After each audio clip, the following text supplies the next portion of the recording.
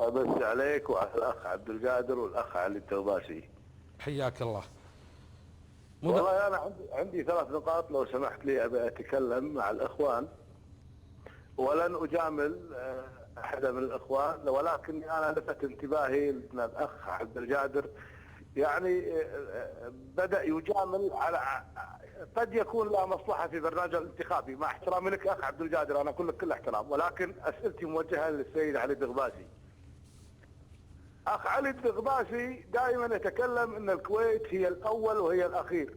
أخ علي الدغباسي تقدر تفسر لي ما قولك في من يقوم بتجنيس عراقيين؟ هذا واحد. ثاني شيء، عندما تتكلم عن عدم مساواة بتوزيع الدوائر، أنا أقول لك أن الدائرة الأولى والدائرة الثانية والدائرة الثالثة يندر فيها المزدوجية الجنسية. الازدواجية الجنسية يندر فيها وإن كان موجود، وهذا لا أختلف معه. إذا لو طبق القانون 11 من قانون الجنسية على الدوائر الرابعة والخامسة، لوجدت أن الدوائر الأولى والثانية والثالثة قد تفوق الأعداد اللي موجودة الآن. هذا 2. الأخ علي الدغباسي يتكلم وبحرقة عن الدفاع، وهو خاض هذا المجلس وجلس تحت القبة في أكثر من دورة. ماذا قدم على الدغباسي للوطن وللمواطن غير الكلام المرسل للحكومة وغير الحكومة؟ لا نريد التفاخر بالاستجوابات، لا نريد التفاخر بالأسئلة، نريد الإنجازات. ما هي الإنجازات الحقيقية الذي قدمها علي الدغباسي استفاد منها المواطن بشكل مباشر لكي يعقب عليها ويثني عليها المواطن؟ ثاني شيء، إذا كانت الانتخابات وكما نرى اليوم على الساحة السياسية بالكويت هي تضارب مصالح، نحن كمواطنين لا نشعر إلا بهذا الشعور. وخلني أكون صادق معك أخ علي الدغباسي، وأنا أعرفك معرفة شخصية ولا أختلف بشخصك ولا أتكلم عن شخصك، ولكن أتكلم عن أدائك. الأخ عبد القادر قد يجامل، ولكني أنا من هذا المنطلق أتكلم بأني لن أستثني أحد في كلام. إذا لو رجعنا يا أخ علي الدغباسي إلى عام 92، كان لا يصوت في البرلمان الكويتي إلا من حملة الجنسية الأولى. ولو وجدت هذه المفارقة اليوم مع الدائرة الأولى والدائرة الثانية والدائرة الثالثة، ستجد بأن هذه الدوائر معظم ناخبينهم من الجنسية الأولى على القانون القديم وليس القانون الجديد الذي سن ومن بعدها دخلت المرأة كعنصر مساعد للانتخابات من خلال. ثالث رابع خامس شيء، عندما تتكلم عن الحقوق والواجبات بأن الدستور نظم هذه العملية، أنا أختلف معك وأختلف مع أيا كان في هذا البلد بأن الدستور نظم بأن هناك مواصفات خاصة لمن يتقلد عضوية مجلس الأمة، حيث أن يكون كويتي بصفة أصلية. ثاني شيء، المناصب القيادية لا يتقلدها إلا إنسان أيضا كويتي بصفة أصلية. إذا هو من يميز هو القانون والدستور وليس محمد جويهل وليس المواطنين. إذا لو جعلنا النقاط على الحروف أعتقد سنصل إلى حل. يجب على أن يكون في اعتبار المرشحين في هذا البلد أن يجعلوا هيبة للدولة، وأن يقفوا أمام من يعبث بهذه القوانين، وأن يحافظ على الرموز لأن الرموز تمثل كل الكويتيين، وأن لا يجعل الرموز هدف أو في برنامج الانتخابي لكي يصل إلى مبتغاه، وبالتالي نكون نحن بالدور الأول كمواطنين الخسرانين الأول والأخير. أخ علي، أنا أريدك أن تجيب لي على ال3 نقاط. هل يسمح علي الدغباسي بأن يتم تجنيس أشخاص عراقيين؟ ونحن نعرف بأن العراق كانت دولة معادية وما زالت الأحقاد. أنا واحد من الناس اللي أحقد إلى هذا اليوم على العراق والعراقيين. هذا حقي، لأني أنا شعرت أو انهنت أو تضررت من هذا النظام أيا كان. بدعي بس سؤالك بس عشان الوقت. بس سؤالي أنا وجهت أسئلتي، وأرجو من الأخ العزيز الفاضل عبد القادر أن لا يجامل على حساب الكويت، أن ينظر إلى الكويت برمتها.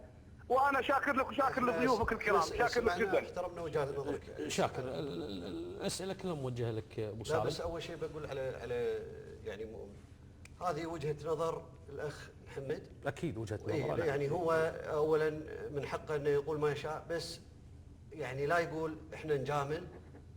أنا أحترم الجميع ويعني احترم الاخ علي واحترم اي احد من المشاهدين. احنا ما نجامل، احنا قاعدين نتحاور ونتحدث في وجهات نظر ونحترم راينا الاخر. اما قضيه انه اجامل على ماذا؟ الاخ علي لا هو وزير، احنا قاعدين جايين نتكلم معاه على قضيه. نعم. هو زميل لنا، كان في مجلس الامه، نختلف معاه نتفق معاه في التصويتات، والشعب الكويتي ان شاء الله يعني سيقول كلمته في الصناديق. ابو سالم. انا يعني مع تسليمي الكامل بحق الناس بالسؤال وحق الناس باستفسار، الا اني يعني ما اشرح على الاخ محمد، لان هذا رايه بالنهايه وهذا مستوى حواره، والكويت تعرف كلها منه هذا ومنه علي الدغباسي.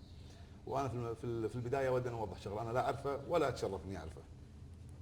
النقطة الثانية أنا أشرح عليك أنت مدير الحوار اللي قاعد هني صار لك ساعة تقول أنا مدير الحوار، ما حشمتني عن الكلام اللي قاعد ينقال عني. شلون؟ ما حشمتني عن الكلام اللي قاعد ينقال عني. لا محشوم قدرك. لا لا, لا ما حشمتني. أنت خليت الرجال. العفو. خلينا نكمل كلامي. إذا كان هذا مقلب مدبر أكبر من كذي. لا يا أخوي مو مقلب، لا يا أبو سالم. إذا خلينا نكمل كلامي. لا ما يخالف، لا أبو سالم هذا ما هو مقلب، لا أخوي.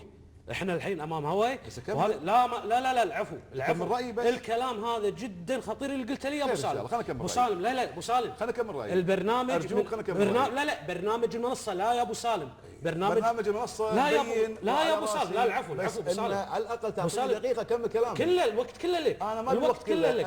ابي بس تحشمني محشوم قدرك. لا يا اخوي لا اللي قاله هذا الرجل اسمع مني. يمثل رايه مو وجهه نظرنا. وبعدين بس خلينا نكمل كلامي. ما يخالف. انت قطيت لي قنبله اول شيء ابو سالم، فاجأتني فيها. انا ارجوك اتصالاتنا خط البرنامج هذا. ارجوك للمره الثالثه تفضل انك تعطيني حقي في الرد. اعطيتك انت قاعد توجه لي اتهام. انا نعم انا اشرح عليك اللي انت ما حشمتني. شلون تشرح علي؟ هذا الرجال لحظه العفو انا خليني اكمل كلامي عشان اشرح عليك. تفضل بس ارد عليك. طبيعي يرد. انا قاعد معك للصبح ما عندي مشكله.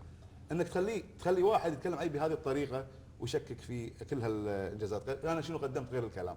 انا اللي يقيمني اهل دائرتي. نعم. واللي صوتون في دائرتي هم يقيموني، يقيم الشعب الكويتي، ما يقيمني الاخ المشهور على مستوى الكويت. نعم. بهذا وانا اقول له وعلى الهواء مباشره، قول حق المطرشك عشان توجه الاسئله في هذا الحوار خله هو يتصل افضل ممن يتخبى خلف شخصيه مثلك. هذا رقم واحد. بس ارد لا ما ترد اكمل كلامي ارجوك.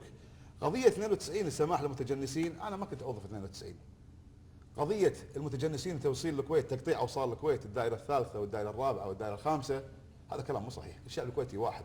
انا قاعد اتكلم عن مشكله، موجوده في الدوائر. قلت رايي، كون رايي مو عاجبه هذا امر ثاني، الله يوفقه. في اراء نواب يمثل رايه.